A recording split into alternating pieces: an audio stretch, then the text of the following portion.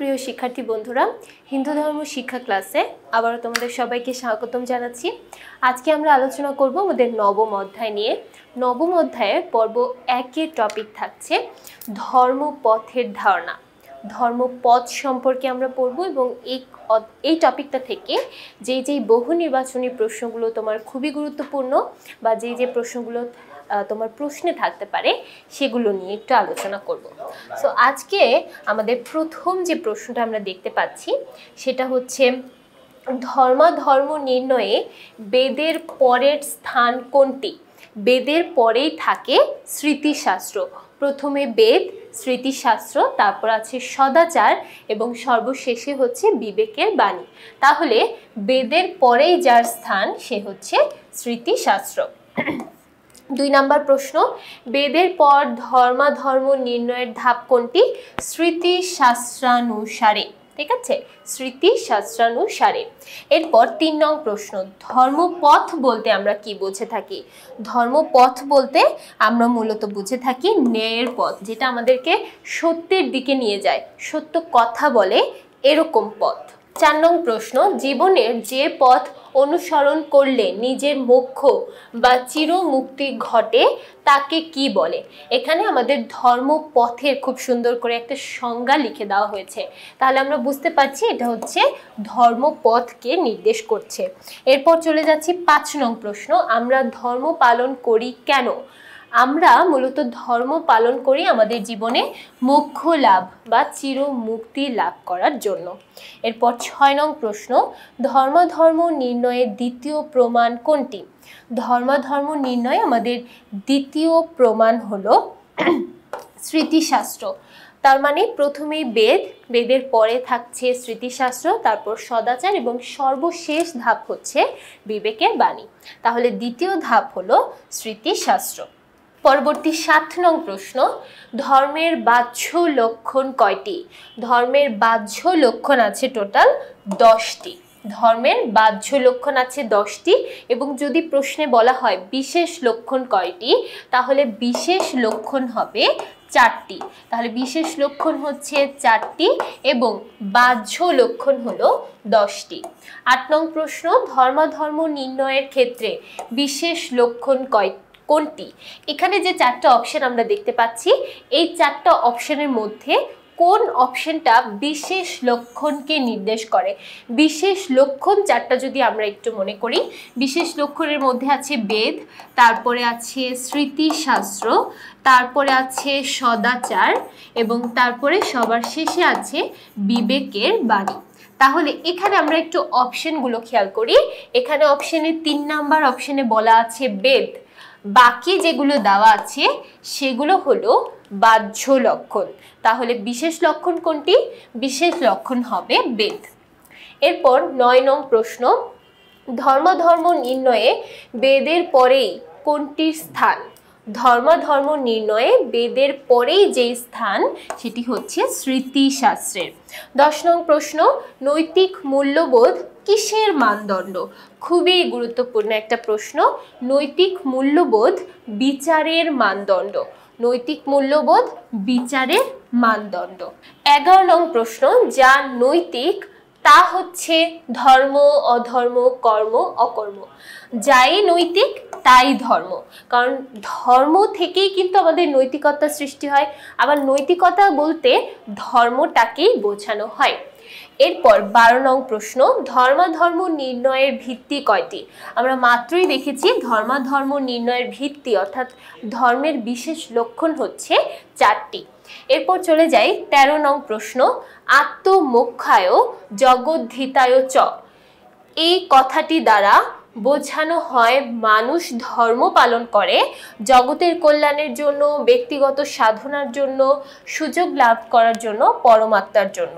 আত্মমোক্ষায় জগদ্ধিতায় চ অর্থাৎ তুমি নিজের মোক্ষ লাভ করতে পারবে ঠিক তখনই যখন তুমি এই জগতের কল্যাণ করতে পারবে, বা জগতের কল্যাণে যখন তুমি নিজেকে নিয়োজিত রাখতে পারবে তখনই তোমার এই আত্মমোক্ষ অর্থাৎ চিরমুক্তি লাভ হবে। তাহলে এখানে বোঝানো হয়েছে মানুষ ধর্ম পালন করে জগতের কল্যাণের জন্য, জগতের কল্যাণের জন্য। 14 নং প্রশ্ন, ধর্মাধর্ম নির্ণয়ে তৃতীয় ভিত্তি কোনটি? ধর্মাধর্ম নির্ণয় অর্থাৎ বিশেষ লক্ষণের মধ্যে আমরা 3 নাম্বার যে অপশনটা পড়েছি সেটা হচ্ছে সদাচার। তাহলে এখানে উত্তরটা কি হবে? উত্তরটা হবে সদাচার। তাহলে আমাদের 13 নং প্রশ্নের উত্তর দাঁড়াচ্ছে সদাচার। তৃতীয় ভিত্তি, ধর্মাধর্ম নির্ণয়ের তৃতীয় ভিত্তি হলো সদাচার। এরপর 15 নং প্রশ্ন, মোক্ষ লাভ করলে কোনটি লাভ করা যায়? আমরা যখন মোক্ষ লাভ করি তখন আমরা কোনটিকে লাভ করতে পারি? মোক্ষ লাভের মাধ্যমে আমরা সাধারণত ব্রহ্মলগ্ন লাভ করতে পারি, ব্রহ্মলগ্ন লাভ করতে পারি। এরপর 16 নং প্রশ্ন, নৈতিক মূল্যবোধ বিচারের মানদণ্ড। এই প্যাটার্নের একটা কোশ্চেন আমরা অলরেডি পড়েছি। নৈতিক মূল্যবোধকে সাধারণত বিচারের মানদণ্ড বলা হয়। 17 নং প্রশ্ন, ধর্মের বাহ্যিক লক্ষণগুলো কয়টি?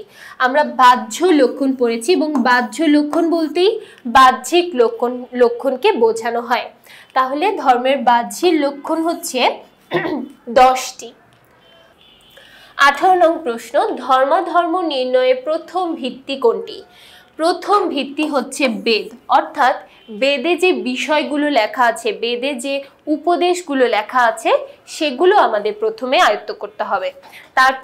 তারপরে যেটা আমরা আয়ত্ত করব, বেদ ব্যতীত অন্যান্য যে ধর্মগ্রন্থগুলো আছে সেই ধর্মগ্রন্থগুলোর স্মৃতি।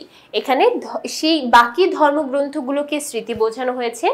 সদাচার বলতে বোঝানো হয়েছে বিভিন্ন মনীষী এবং মহীয়সীদের জীবনী থেকে আমরা যে শিক্ষাগুলো নিতে পারি সেই শিক্ষাগুলো। এবং বিবেকের বাণী বলতে বোঝানো হয়েছে আমাদের নিজস্ব চিন্তা ভাবনা, আমাদের নিজস্ব জ্ঞান বুদ্ধির মাধ্যমে আমরা যখন কোনো সমস্যার সমাধান দাঁড় করাতে পারি সেটা হচ্ছে বিবেকের বাণী। এই 4টা বিষয়ের মাধ্যমে আমরা মূলত আমাদের ধর্মাধর্ম নির্ণয় করতে পারি। তারপর বেদের পরে ধর্মাধর্ম নির্ণয় করা হয় কিভাবে? স্মৃতি শাস্ত্র অনুসারে। বেদের পরে যদি আমরা ধর্ম নির্ণয় করতে চাই সেক্ষেত্রে আমরা স্মৃতি শাস্ত্র ব্যবহার করে থাকি। এবার দেখে নিই 20 নং প্রশ্ন, বলা হচ্ছে ধর্মাধর্ম নির্ণয়ের বিশেষ ভিত্তি কোনটি? ধর্মাধর্ম নির্ণয়ের বিশেষ ভিত্তি হলো বিবেকের বাণী, অর্থাৎ তোমার বিবেক, তোমার জ্ঞান বুদ্ধি যে বিষয়টা বলতে চাচ্ছে, বা আমরা যখন আমাদের নিজস্ব জ্ঞান বুদ্ধির মাধ্যমে কোনো একটা সমস্যার সমাধান দাঁড় করানোর চেষ্টা করি সেটাই হচ্ছে মূলত বিবেকের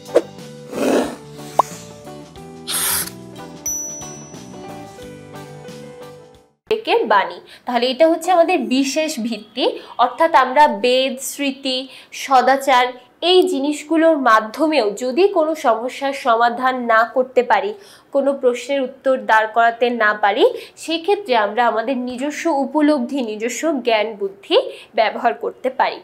এরপর 21 নং প্রশ্ন, ধর্মাধর্ম নির্ণয়ে কোনো দৃষ্টান্ত পাওয়া না গেলে কিসের আশ্রয় গ্রহণ করতে হয়?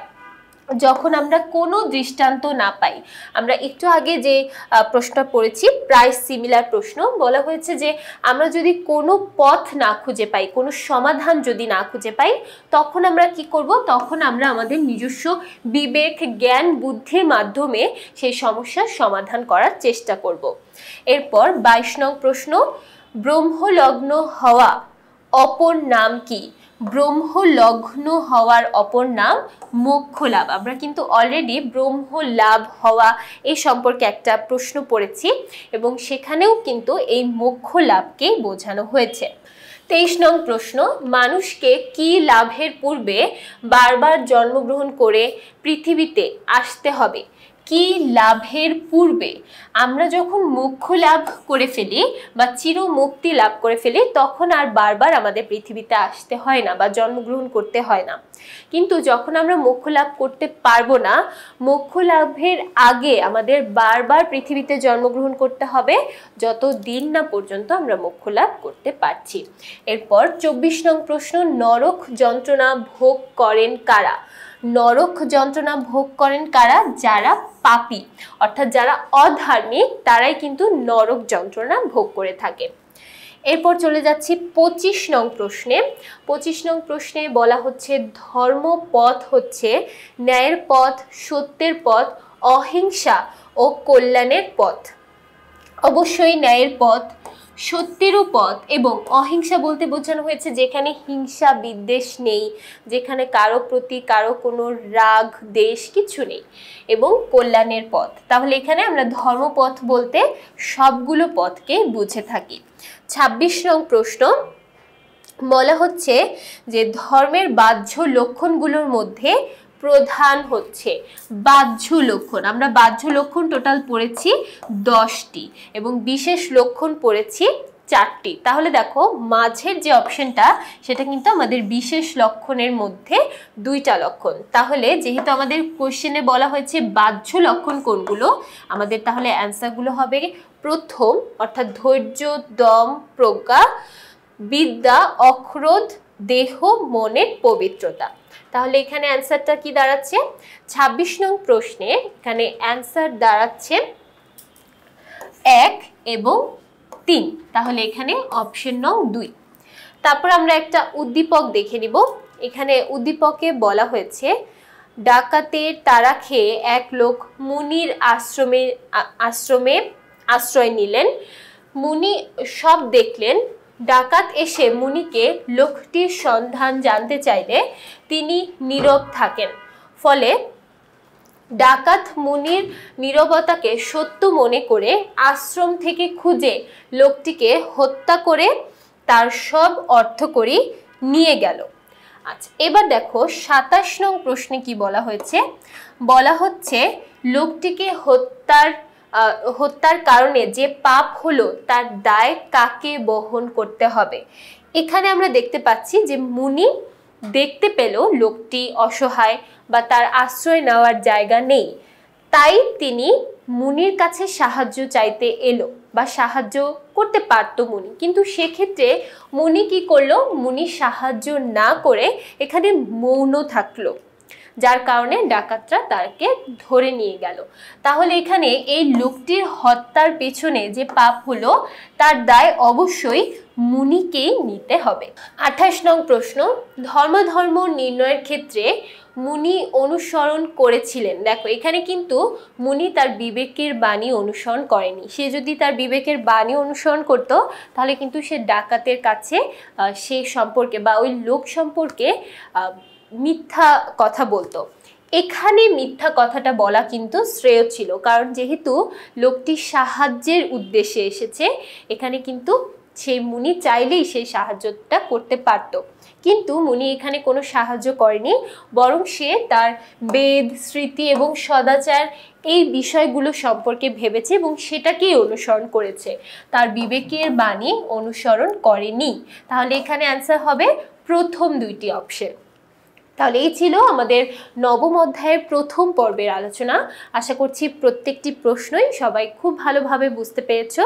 পরবর্তী পর্বগুলো দেখার জন্য সবাইকে আমন্ত্রণ জানাচ্ছি। সবাইকে ধন্যবাদ।